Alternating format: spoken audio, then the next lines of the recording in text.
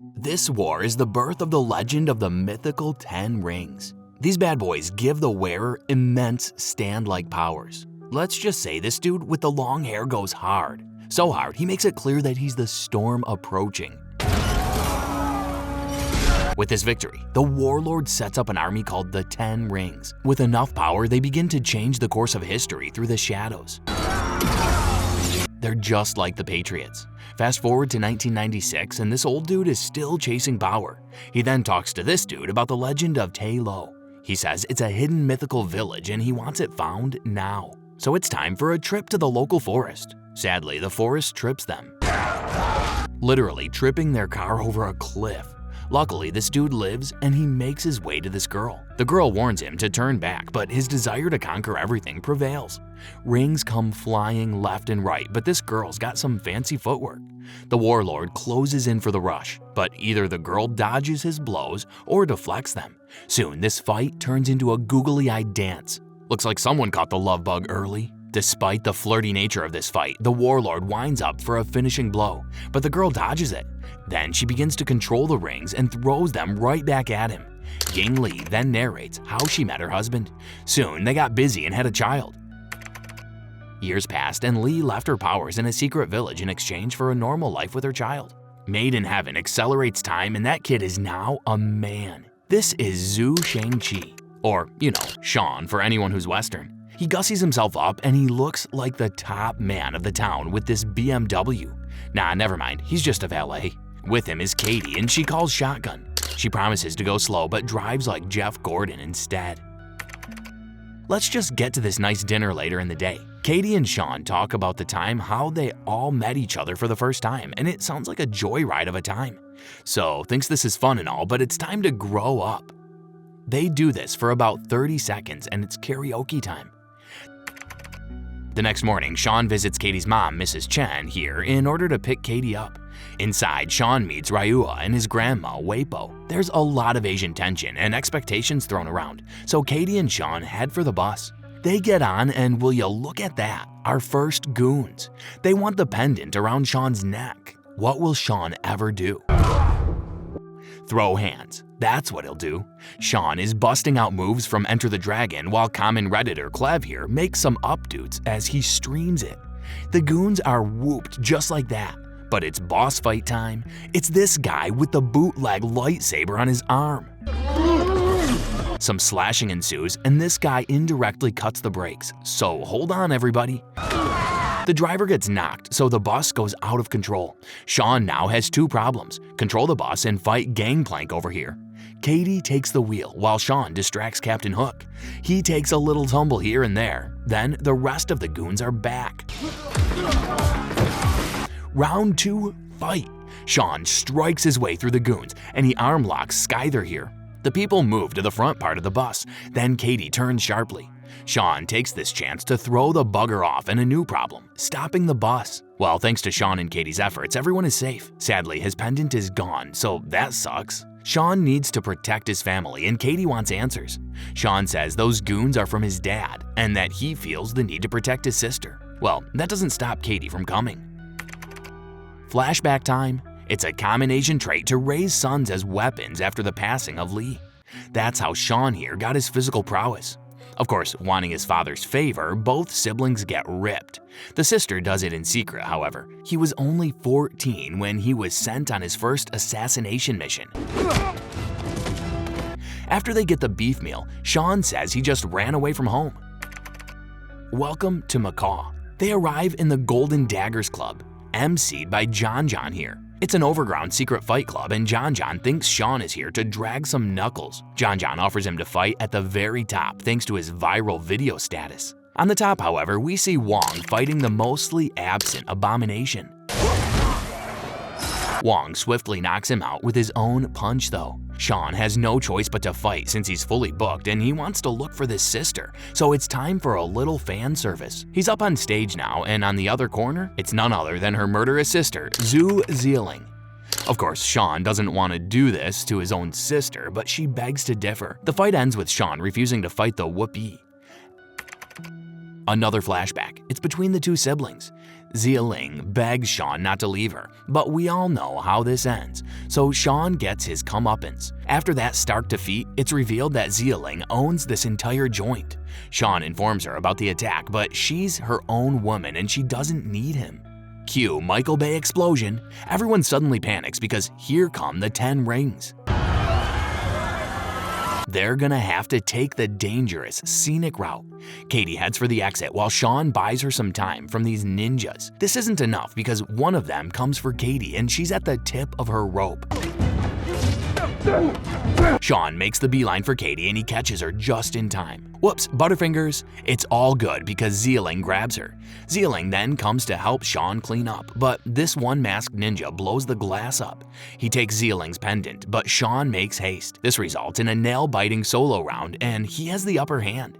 Just as Sean was about to gut him like a fish, here comes Zhu Wenwu, his warlord dad. He peacefully congratulates his son and they're all about to go home. This dull and brutal base is home sweet home to Sean.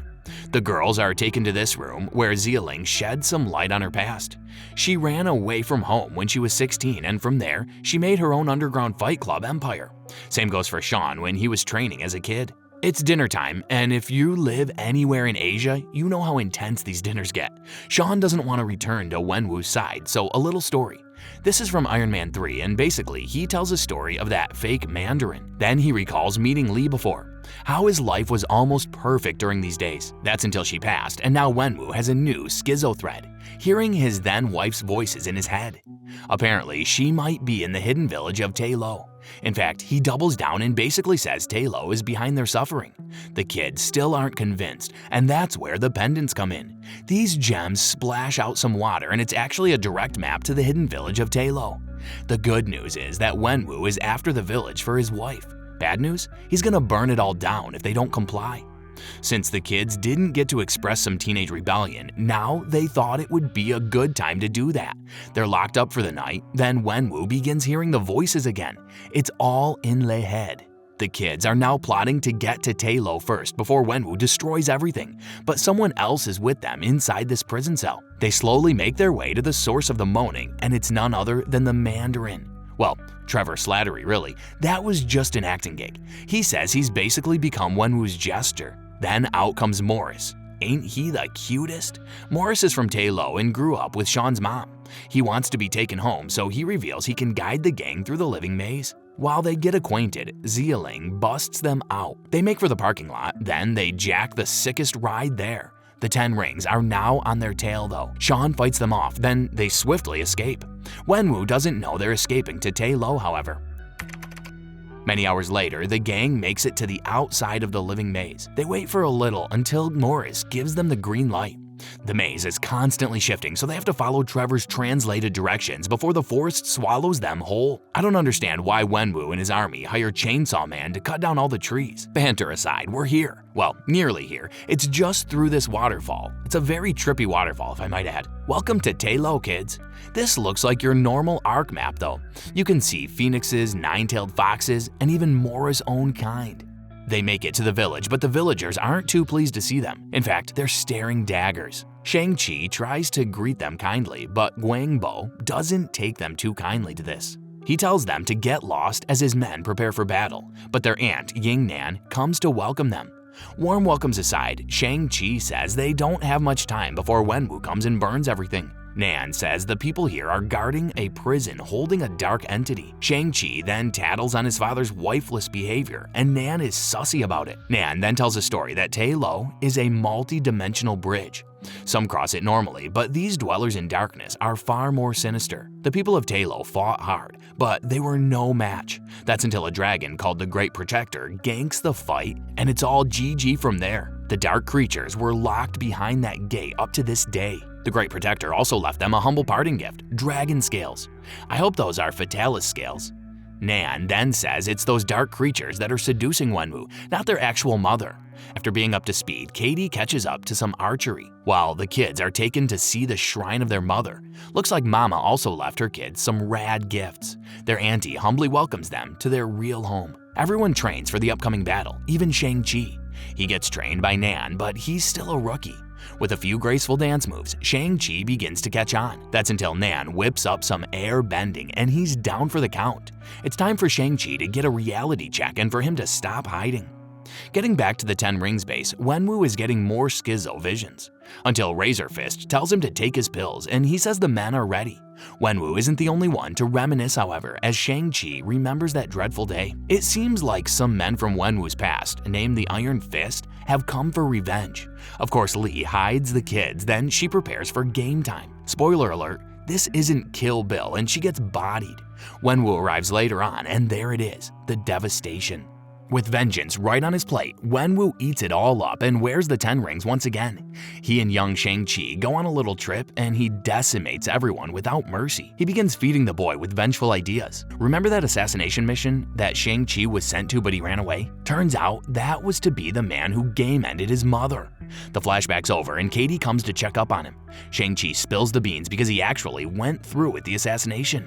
Because of all this trauma dumped on him, Shang-Chi ultimately decides that once his father comes, he's gonna end him. Rise and shine because it's time for war. Xialing senses that Wenwu is here. Her hunch is right because droves of trucks come in Tailo. The standoff is clear and they all try to tell Wenwu that it's not Lee tempting him, but the dark creatures behind that gate. He's very headstrong to free his supposed wife, so crossbows up. The first shot is fired by the 10 rings, so it's wartime. In the fuss of all this, Wenwu takes his time to walk to the gates. Shang Chaibaz gets help from Xialing, so he goes after his father. It's time for some catching up, but before that, a little prayer for Lee. The two men speak softly, but they're at odds, so fight! Wenwu is overconsumed by grief. He suddenly blames Shang-Chi for letting his mother end. The fight drags on outside and Shang-Chi actually begins to beat him silly. With a hard strike to his emotions, Wenwu responds to his son with a hard flavor of discipline. With him out of the way, it's time to free the voices in his head. Wenwu begins pounding hard at the dragon-scaled gate, and a few of the creatures breach out. Both factors see this coming, but Razor Fist and the 10 rings are all but prideful. The pride will cost them one guy and one embarrassing save from Nan. Oh, so now you want teamwork? Hilarious treaties aside, Nan says that there's a bigger creature in there, and if it eats more souls, it's gonna break through the gates. Everyone is now under one banner, but Shang-Chi is still drowning. More creatures are now breaking out thanks to Wenwu, so Katie and the archers take aim. Shang-Chi gets a good old power of family flashback and he wakes up. Under the seas bursts out King Ghidorah. It's the fabled Great Protector. Enter the dragon. Just like the legend, it turns the tide around by eating a lot of those wretched creatures. Nan then orders Shang-Chi to stop Wenwu or the gates of the dark souls will be broken. Shang-Chi ambushes his father and pleads as he might. Wenwu just won't listen. Time for round 2. In the fuss, Xialing helps the Great Protector while Trevor fakes his demise. It's time to end this duel. Wenwu is getting tired of being bounced around by his own son, so he winds up for a big blow. He throws his rings, but Shang-Chi deflects them to the side. Now it's a fair fight. Final round, boys, take it home. The two ring wielders battle with ferocity and grace, but Shang-Chi is still new to this gig, so naturally, he takes a tumble here and there. That's until he gets the right momentum and throws Wenwu off. When the dust settles, Shang-Chi now has all 10 rings. Time for Kamehameha. It comes for the two boys, but recognizing his mistake, Wenwu makes the ultimate sacrifice by giving his soul up.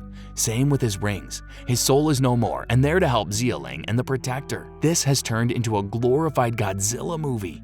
Shang-Chi seals the entrance and they pursue the monster towards the village. The Protector's attack makes it just in time before it could bite the village. The monster is going for the lethal kiss against the Protector, and Shang-Chi and Xialing are all in the middle of it. The dragon's soul begins to erode, but Katie fires for 3. Boom, it's good! This gives the Protector and its 2 passengers time for some leverage. Xialing and Shang-Chi run to the monster. Xialing and the Protector hold it down while Shang-Chi winds up for that sweet, sweet fadeaway. He erupts the rings inside the dragon, and with a wave of his arms, there goes the monster. Victory is served with a cold, blinding explosion. The village has lost a lot, but all of the important characters are safe. Of course, this becomes a story later on for their 2 other friends. This doesn't really look believable. They don't believe them, but here comes Wong. He, Katie, and Shang-Chi have a lot to talk about. Sit down, we're not done yet. This is a Marvel film, so Shang-Chi and Katie talk with Captain Marvel and Dr. Bruce Banner about some sort of beacon. Afterward, they could get some rest or, karaoke time with Wong. Now you could go home because that was it for Shang-Chi and the Legend of the Ten Rings, starring Simu Liu, Awkwafina, and Michelle Yeoh. Which was your favorite kung fu beatdown scene in the film? Let us know in the comments below using #CinemaRecap, and we'll see you in the next marvelous recap.